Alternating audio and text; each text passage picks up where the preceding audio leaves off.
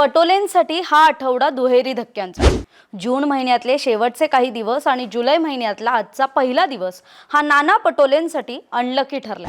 विधानसभेतील विजयानंतर नाना पटोले यांनी भंडारा आणि गोंदिया जिल्ह्यात आक्रमक रूप घेतलं होतं.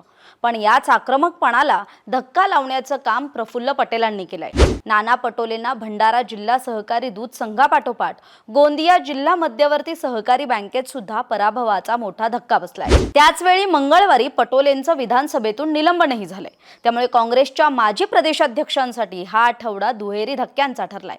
नाना पटोले यांना भंडारा जिल्हा सहकारी दूध संघापाठोपाठ गोंदिया जिल्हा मध्यवर्ती सहकारी बँकेतही पराभवाला सामोरं जावं लागलं. गोंदिया जिल्हा मध्यवर्ती सहकारी बँकेच्या 18 संचालकांसाठी निवडणूक घोषित झाली होती.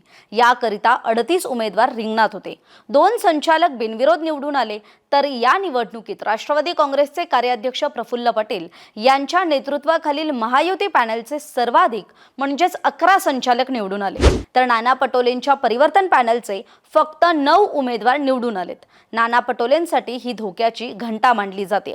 गोंदिया भंडारा लोकसभा मतदारसंघात राष्ट्रवादी काँग्रेसचे कार्याध्यक्ष प्रफुल्ल पटेल विरुद्ध नाना पटोले अशी वर्चस्वाची लढाई सातत्यानं सुरूच असते आणि त्याचाच हा पुढचा अंक आपल्याला पाहायला मिळाला.